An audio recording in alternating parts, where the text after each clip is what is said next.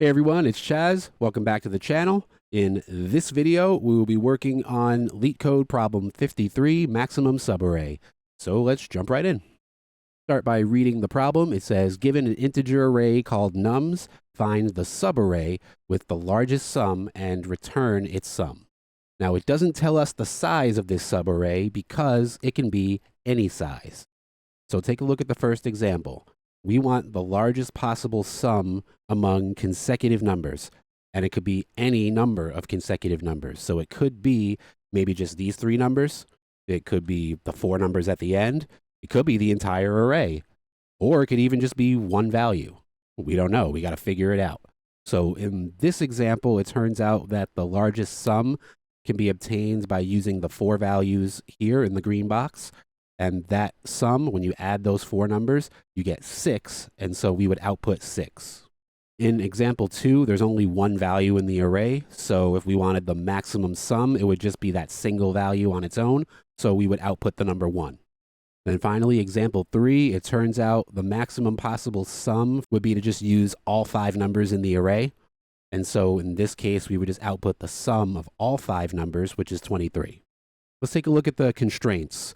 Nums.length, or the number of values in the array, has a maximum of 100,000, and then each individual value can be between -10,000 and 10,000. This is actually important in our case because we are dealing with sums. We have to add these integer values, and in Java, the integer data type has a maximum.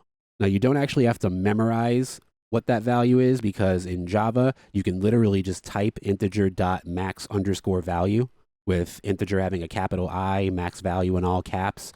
And this is a constant in Java. So when you type this, it will actually use the number itself. So I'll put it on the screen. Again, you don't need to memorize it, but it's about 2.1 billion, or exactly 2 to the 31st power minus 1.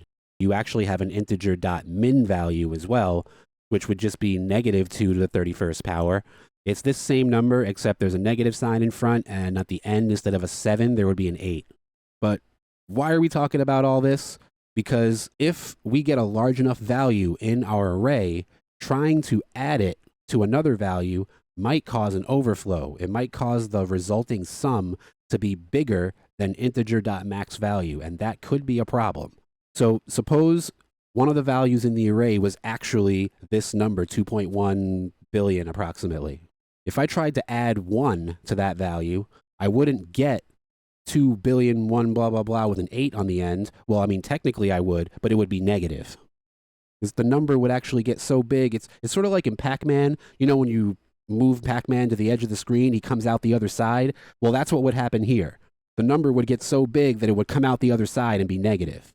Let's say we had this integer max value in the array, and then we tried to add another integer max value. Maybe there are 2 of them in the array. When we add them, we're not going to get 4.2 billion. We're going to get -2. So yeah, that seems like a problem. But in our case, in a worst case scenario, if every value in the array was 10,000 and we had a maximum sized array, the sum would only be 100 million. So if you're ever doing an interview and you know the problem's going to involve adding or multiplying, it's usually a good idea to ask about the constraints and find out if there's a maximum possible value in the test cases, so you know whether or not your data types can handle that. So if you're fairly new to coding like I am, the first thing you might think of to solve this problem would be something that I call the try all the subarrays method. And the way that works is you just try every possible combination. You try every single subarray, keep track of the sums, and just find the maximum. So if I have this example array, I would just start from the first value and then find every possible subarray that starts with that value. So that would be just the value itself, find the sum of just that one, so that's -2. Then the sum of those 2 numbers, the sum of these 3 numbers, the sum of these 4 numbers, and just keep going, keeping track of these sums, figuring out which one is the largest. And then when I'm done, start with the second value in the array and find every possible subarray that starts with that value. And so the sum of just the one value would be 1. And then I would do the sum of these 2, and then the sum of these 3, the sum of these 4, and this will take forever. Well, I mean, technically it'll take big O of n squared, but it's very inefficient. And as it turns out, we have a better way. So what we're going to do instead, we're going to use a problem-solving method that we haven't used yet on the channel. It is known as the dynamic programming method.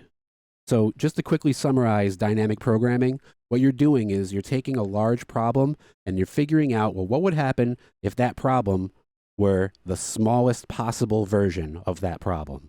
It should be easy enough for us to solve. And then what if we were to add one more element to the problem? How would our algorithm change? And if we can figure out how to solve the smallest possible version of our problem and how to solve the problem when we just make it slightly bigger, then we should be able to solve the problem when it's any size. So let's see how that applies to our problem. We're going to keep track of two numbers. The max sum, that's going to be our final answer, and also a max to here. And that's going to represent the answer to our problem if we stopped at a certain value in the array. And then all we have to do is take that max to here and just move the here all the way. And then all we have to do is take that max to here and move that here all the way to the end of the array. And by the time we get to the end of the array, our max sum in green should be holding our final answer. So we will start off by providing a base case. The base case is a very small, very simple version of our problem that's so easy to solve that we can just tell Java what the answer is. So for example, how would this problem work if there was only one value in the array? Let's say it was just this first value, -2. What would the largest possible sum be? Well, it would really just be the value itself, right? Just -2. So our max to here would be -2, and that's also our final answer. Our max sum would just be -2. That would be our base case. So let's see what we have to do if we introduce a new value into the array. So that'll be our next step. Introduce the next element of the array. So that would be the 1. So what we need to decide right now is, does that 1 improve our situation or does it make it worse? And if it improves our situation, is it so good that we don't even need the -2 anymore? Or if it makes things worse, is it so bad that we should just ignore it completely? So how do we figure that out? We're going to compare the value of this element by itself to the sum of this element plus max to here. So in other words, we are comparing the 1 on its own and deciding, is 1 greater than 1 plus -2? 1 plus -2 is -1. So we're comparing 1 versus -1. 1 is greater. So let's update max to here with 1. And then the final step is, if max to here is greater than max sum, we should also update max sum. So in this case, 1 is greater than -2, so max sum becomes 1. So what we're saying is this 1, not only does it improve our situation, but it is so good that we should just get rid of the -2 and just use the 1 by itself. So now we can solve our problem for 2 elements. Let's introduce the next element of the array. It's a negative number. Typically, a negative number should make things worse. So let's see what happens. We're going to compare -3 to the sum of -3 plus 1, which is max to here. So -3 plus 1 is -2. So comparing -3 and -2, I get -2. So we update max to here. That's not greater than max sum. So we're going to leave max sum the way it is. Basically, what we're saying is -3 made our situation worse. But is it so bad that we should just not use it completely? Well, that's going to depend on the next number in the array. Maybe the next number is so big that it would be worth it to keep this -3 just so we can have the 1 behind it. Let's find out. So now we introduce the next value, which is a 4. And we ask, is 4 greater than 4 plus -2, which is max to here? Well, in this case, 4 is greater than 2. So we update max to here to be 4, and 4 is actually greater than our max sum. So we'll update max sum. Basically, what we have said here is that the 4 improves our situation, but it is so good that we should just get rid of everything behind it, and that it's worth it to just keep the 4 by itself. So let's keep going. I see a -1. Usually negative numbers should make our situation worse. So let's see what happens. Compare -1 to -1 plus 4. So -1 versus 3. 3 is greater. Update max to here to 3. But that's not greater than 4, so max sum remains 4. We introduce the next element, which is a 2. And now we say which is greater, 2 or 2 plus 3. 2 plus 3 is 5. 5 is greater, so we update max to here to 5. 5 is actually greater than our max sum, so we're going to update our max sum to be 5. Basically, what we just said is that, yeah, that -1 was bad, but our 2 is actually so good that it's worth it to keep the -1 just to get to the 4 behind it. Let's try another number. I see a +1 here. Positive numbers usually improve the situation, so let's see. We're going to compare 1 to 1 plus 5, which is 6. 6 is greater, so update max to here to be 6. And 6 is greater than our max sum, so we will update our max sum.